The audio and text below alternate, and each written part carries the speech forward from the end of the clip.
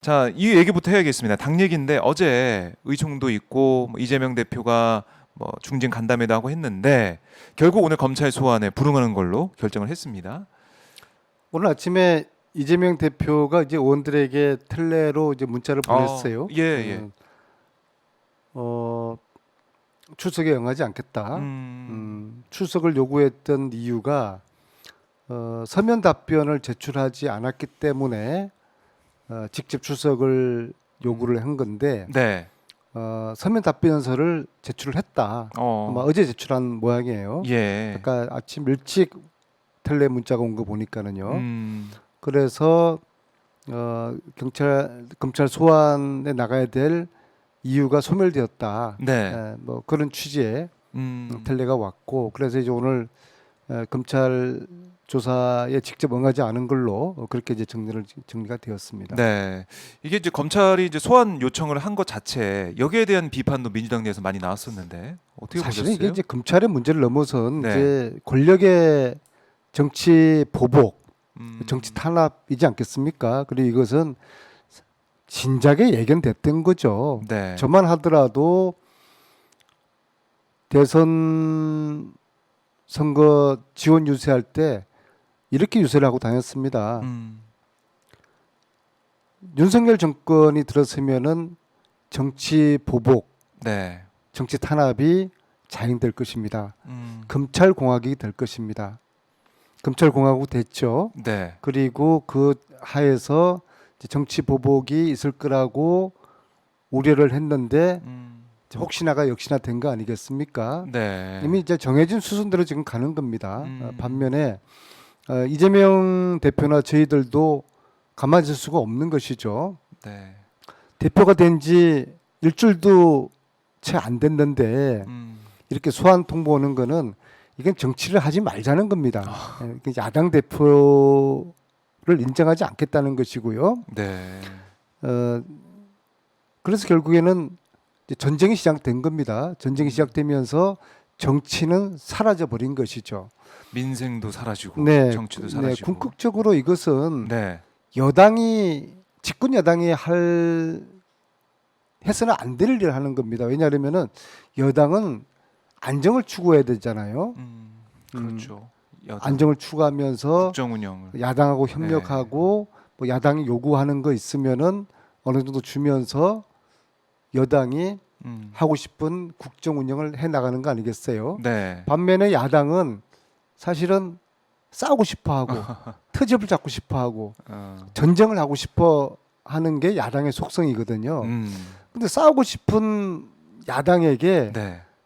싸움을 넘어선 전쟁의 판을 깔아줘 버린 거예요. 이거 이 전쟁을 벌어지는 순간 네. 정치는 실종되는 거죠. 음. 그러면 참 국민들이 이 먹고 살기 어려운 시국에 네.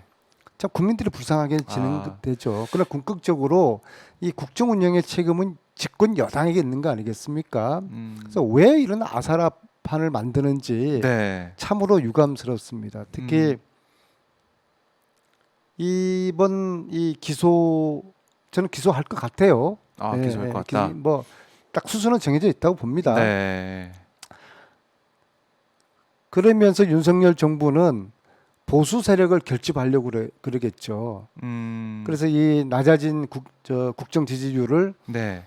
뭐 만회하려는 그런 또 노림수를 부릴 겁니다. 일정 정도 이제 여야가 첨예하게 대치하면 전쟁하게 되면은 네. 뭐 야당의 뭉치겠죠. 지지자들도 네. 단단히 뭉치겠지만은 여당 보수층도 단단히 결집하는 그런 효과는 일정 정도 나타날 거예요. 네. 문제는 중도가 어떻게 이 판을 보는 것인가. 그걸 중도 싸움을 해야 되는 거겠죠. 윤석열 정부가 네. 신중하게 아주 음. 조심스럽게 이걸 이제 판단을 해야 되는 건데요. 네. 지금 이제 이재명 대표 이제 기소는 세 가지 저는 문제를 지적하고 싶어요. 네. 세 가지 문제. 일단 이제 내용 측면에서요, 저는 동의할 수가 없습니다. 내용 측면이요? 네, 네. 이제 내용에서 두 가지지 않습니까? 백현동 관련해서 이재명 지사가 지난해 국정감사에서 국토부로부터 협박을 받았다. 네. 이게 이제 허위 사실 유포에 해당된다. 예. 요구하고요. 그 다음에 그 성남개발공사 김문기 저 고인이 뭐, 됐죠. 고인이 되신 네. 김모 처장을 모르는 사람이라고 한 이 부분도 허위 사실이라고 한 건데 일단 국토부 관련 허위 사실 이것은 네. 당시에 성남시장 입장에서 국토부의 압박을 협박으로 느낄 수 있는 거 아니에요? 아. 그 압박을 뭐 그럼 개인적으로 칭찬으로 다. 느끼겠습니까? 그죠? 선의의 격려로 느끼겠습니까? 네. 그래서 이제 협박이라는 표현을 쓴 것이고요. 그 다음에 특히 이제 성남개발공사 김모 사망 처장에.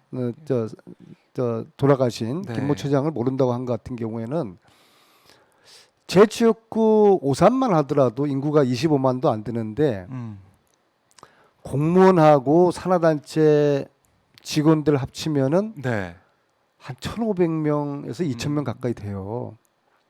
성남은 인구 100만이기 때문에 4, 5천 명은 될 겁니다. 네. 그죠? 더 많은. 국회의원이나 시장이나 똑같을 거예요. 하루 종일 사람들을 만나거든요.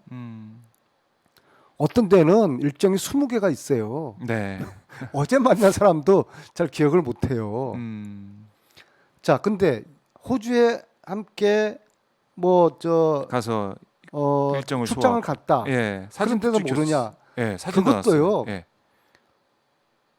갔던 일행 중에 그런 사람이 있었다는 것을 기억을 못할 수도 있어요. 왜냐하면은 시장의 입장에서는 책임자하고만 주로 이야기하고 네. 뭐 일정을 상의하거나 뭐 그랬을 거 아닙니까? 근데 실무자로 같이 간 사람이 네. 그 당시에는 그런 경험을 했지만 몇 년 지나고 난 다음에 그 개인에 대해서 기억을 못할 수도 있는 거 아닙니까? 할 수도 있고 못할 수도 있고 그런 그렇겠죠. 거죠. 예. 근데 이재명 대표는 그 당시에는 그 사람에 대한 기억이 없다. 모르는 사람이다. 네. 모를 수도 있는 거예요. 기억이 안 날 수도 있는 거예요. 출장을 같이 갔는지 안 갔는지 정확한 기억이 안 날 수도 있는 거예요. 네. 그래서 몰랐다고 하는 건데 이것을 허위 사실로 단정하는 것은 무리한 것이죠. 그래서 내용 내용적으로도 너무 억지로 그 엮으려는 아하. 그런 이제 측면이 강하다는 거하고 예. 두 번째는 네. 시기적으로 저는 참 이해가 할 수가 시기적으로요? 없습니다. 네. 그러니까 정치라는 거는 상대를 인정하는 게 정치의 기본이잖아요, 그죠? 네. 내가 상대를 악인으로 생각하는데 어떤 대화가 되고 타협이 되겠습니까? 네. 그렇죠. 야당 대표가 된 이재명에 대해서 네. 그것도 80% 가까운 압도적으로 당대표가 된 이재명에 대해서 축하해주고 존중해주고 대화의 파트너로서 인정을 해줘야 되는 자세가 필요한 거 아니겠습니까? 그러기는커녕 네. 이것을 기소를 하려고 이렇게 무리수를 두는 이 타이밍 자체가 이건 정치를 하지 말자는 겁니다. 윤 때가 대통령하고 있는 건데요. 통화도 했는데 네. 축하한다. 그렇죠. 통화하고 네. 언제 저 만나자고 만나자. 그러고 네, 그런 제가 얘기도 지난주 했죠. 이 시간에 네. 추석 전에 아, 맞아요. 만나는 거에 500원 건다고 그러지 않습니까? 네. 그럴 만큼 좀 분위기가 무르익고 있었는데 완전 판을 다 깨버린 것이죠. 그렇네요. 네. 근데 이것은 공소시효가 얼마 안 남아서 어쩔 수 없었다 이런 얘기도 하는 것 같아요. 검찰 그러니까 그 쪽에서는. 타이밍에 대한 배려를 해줘야 되는 거죠. 아. 진짜 이게 기소할 거리였으면은 한동훈 장관의 이야기처럼 네. 범죄라고 했으면은 예. 훨씬 이전에 또 어차피 그 어대명이라고 그래서 네. 확대명이라고 그래가지고 이재명 대표가 되는 거는 이미 이 전당대회 출발선에서부터 이미 예견됐던 거 아닙니까? 네. 그러면 종무적으로 그 정도의 판단은 바보가 아닌 이상 할 수 있는 거 아닙니까? 타이밍. 이게 9월 9일 날을 염두에 두게 되면은 네. 당대표 되자마자 그렇죠. 추석 요구를 해야 되고 예, 기소를 예. 해야 되는데 이것은 좀 시간을 네. 계산을 해가지고 아. 이런 오해를 받지 말아야 되는 것이죠. 그래요? 이거는 이제 당 대표 되자마자 엿먹으라는 식의 그런 식의 행위가 예. 지금 검찰이 하고 있는 거 아. 아니겠습니까? 그래서 타이밍에 이제 타이밍 문제가 문제도 있는 있다. 거라 보고요. 그 다음에 세 번째로 네. 형평성의 문제입니다. 형평성의 문제. 김건희 여사, 김 아. 여사 관련된 것은 네. 표절 논문서부터 그 허위 다음에 경력 뭐 가짜 네, 이력부터 해가지고 네. 줄줄이 다 무혐의 처리하면서 그렇습니다. 야당 당 대표는 음. 이것을 혐의 있음으로 기소를 한다. 네. 이건 누가 보더라도 형평 원리에 맞지 않는 것이죠. 그래서 형평에도 안 맞고 네. 시점 타이밍도 잘못 맞췄고 내용도 아. 무리했다. 저는 이제 그렇게 보고 있습니다. 그래요. 알겠습니다. 자, 이 검찰이 기소를 하게 될지 말지 좀 지켜보도록 하고